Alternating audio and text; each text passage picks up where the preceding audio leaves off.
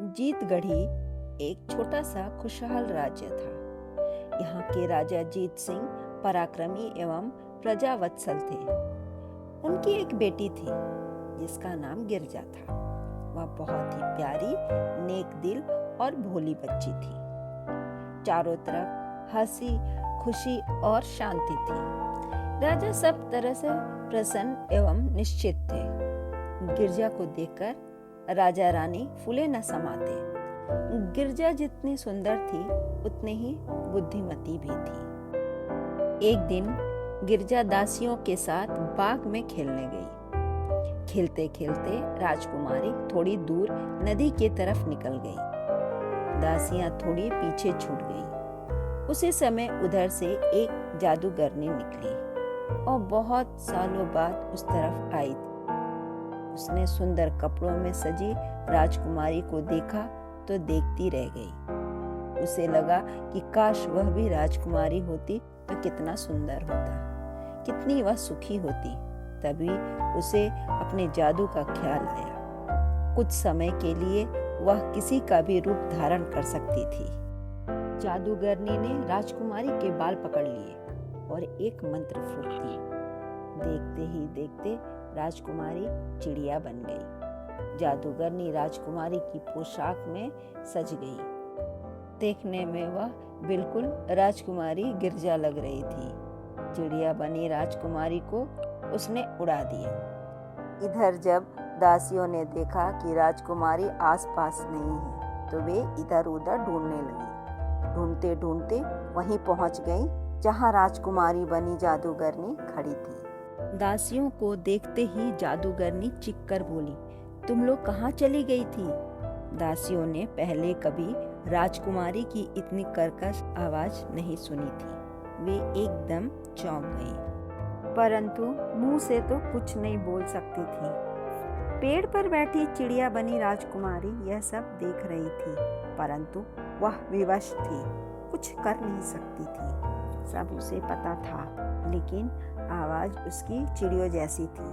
वह भी पालकी के पीछे पीछे उड़ चली। राजमहल के पीछे वाले बाग में आ गई। जादूगरनी राजकुमारी की जगह महल में पहुंच गई। उसके मन की मुराद पूरी हो गई थी। वह जब जो चाहती खाती, जब जो चाहती पहनती, किसी की परवाह नहीं करती थी। दासियों पर तो उसका सबसे ज्यादा गुस्सा निकलता था। राजा रानी को भी राजकुमारी का व्यवहार कुछ अटपटा सा लगने लगा था। पहले गिरजा राजा को देखकर दौड़ कर आती थी, उनके साथ मीठी मीठी बातें करती थी, लेकिन अब वह महल में आते तो उन्हें राजकुमारी के रोने, चीखने, चिल्लाने की आवाजें सुनाई पड़ती। दासियों की शिकायतें भी उन तक पहुंचने लगी। रानी का मन उदास होता तो वह महल के पीछे वाले बाग में जा बैठती। एक दिन चिड़िया बनी राजकुमारी उड़कर वहीं आ गई। रानी को देखकर वह उनके कंधे पर आ बैठी। रानी ने इतनी सुंदर चिड़िया पहले कभी नहीं देखी थी। रानी का मन चिड़िया को देखकर बहुत प्रसन्न हुआ। अब तो वह सुबह शाम रोज वहां जाने लगी। चिड़िया के विषय में रानी की उत्सुकता बढ़ी। उसने माली से पूछवाया कि वह चिड़िया कब और कहां से आई। माली ने उत्तर दिया, रानी साहिबा, पहले कभी इस तरह की चिड़िया इधर नहीं दिखी। इस चिड़िया के लिए इतना दाना डाला, परंतु यह कुछ खाती नहीं है। रानी का मन भारी हो गया। उसने चाहा कि चिड़िया को पिंजरे में रखकर अपने कमरे में ले चले। फिर यह सोचकर कि अगर यह मुक्त रहेगी तो खुश रहेगी, विचार त्याग दिया। रानी को गिरजा के बदले व्यवहार पर आश्चर्य होता था। वह सोचती रहती, आखिर यह बदलाव क्यों? रात के समय रानी राजकुमारी के विषय में राजा को बताने लगी। राजकुमारी का व्यवहार दिनों दिन बदलता जा रहा है। इसके लिए किसी योग्य गुरु की खोज कीजिए। राजा स्वयं भी ऐसा ही सोच रहे थे। तभी उन्हें एक चिड़िया का करुण क्रंदन सुनाई दिया। आवाज बहुत तेज थी। राजा ने दासी को भेजा कि रात के समय कौन पक्षी रो रहा है। साथ ही राजा रानी बाग की तरफ चल पड़े। रानी ने चिड़िया की बात राजा को पहले ही बता दी थी। राजा बाग में पहुंचे तो चिड़िया का रोना एकदम बंद हो गया। वह राजा के आसपास मंडराने लगी। राजा को भी इतने सुंदर चिड़िया देखकर बहुत आश्चर्य हुआ। राजा ने अगली सुबह बहेलिया को बुलाया। चिड़िया को दिखाकर उसके विषय में पूछा। बहेलिया भी इतनी विचित्र और सुंदर चिड़िया देखकर बहुत चकित था। कहने लगा, उसने इतनी सुंदर चिड़िया इससे पहले कभी देखा ही नहीं। राजा ने चिड़िया की देखभाल और सुरक्षा का प्रबंध कर दिए। एक माली को चिड़िया की देखरेख पर नियुक्त कर दिया। गिरजा की चर्चा धीरे धीरे शहर में भी होने लगी। अब वह हर किसी का अपमान करने लगी थी। उसके आचरण से पूरा महल त्राहि त्राहि कर उठा था। राजा ने हार कर अपने कुलगुरु के पास संदेश भिजवाया। कुलगुरु अभी देशाटन करके लौटे ही थे। उनकी इच्छा एक महायज्ञ करने की थी। इसके लिए स्वयं भी राजा से मिलना चाहते थे। राजा रानी के साथ कुलगुरु के आश्रम की ओर चल पड़े। गुरु के चरणों में प्रणाम कर राजा रानी आसन पर बैठ गए।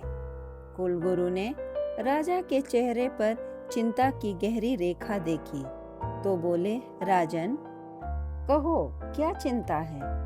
आप 2 महीने में ही कहीं अधिक बूढ़े दिखाई दे रहे हो। राजा ने धीरे धीरे कहना आरंभ किया, महर्षि, मैं अपनी पुत्री के बदले व्यवहार से अत्यधिक दुखी हूँ। मैं कभी सोच भी नहीं सकता था कि मेरी पुत्री इतनी उद्दंड और अन्यायी बन जाएगी। उसकी आयु छोटी ही है, लेकिन उसका उत्पात बहुत बढ़ गया है।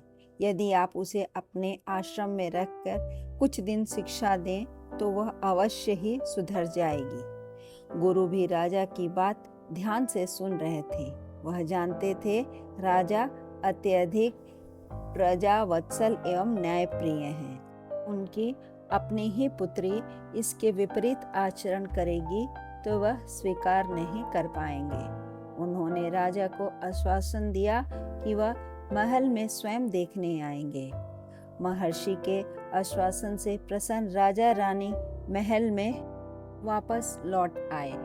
उनके मन में अगले दिन गुरु के आने का और सब ठीक हो जाने का संतोष था। अगले दिन प्रातः ही महर्षि महल में आ पहुंचे। राजा रानी स्वागत के लिए पहले से ही तैयार खड़े थे। गुरुजी ने आसन ग्रहण किया। राजा ने स्वयं उनके चरणों को धोया। उनके सम्मुख हाथ जोड़कर बैठ गए। गुरुजी मन ही मन राजा के भक्ति भाव से प्रसन्न हो उन्हें आशीर्वाद दे रहे थे।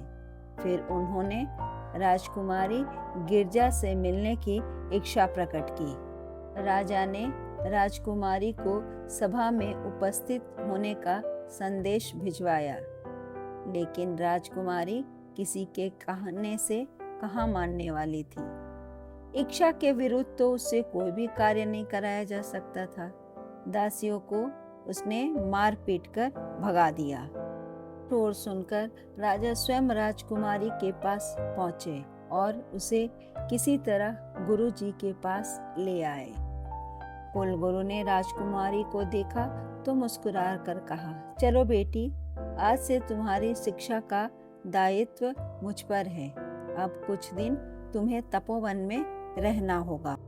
राजा तो यही चाहते थे, लेकिन राजकुमारी बनी जादूगरनी ने जब यह सुना तो वह आंखें तो तरेर कर गुस्सा करने लगी और उठने का उपक्रम चलने लगा।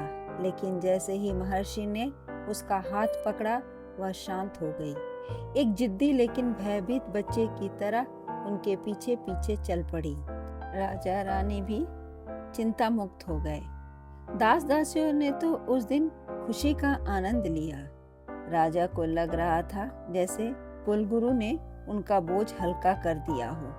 उन्हें पूरा विश्वास था कि अब गिरजा का आचरण सुधर जाएगा। इधर जादूगरनी जैसे ही तपोवन में पहुंची, उसका जादू नहीं टिक सका। वह गुरु के चरणों में लौटने लगी। सब कुछ सच सच बता दिया।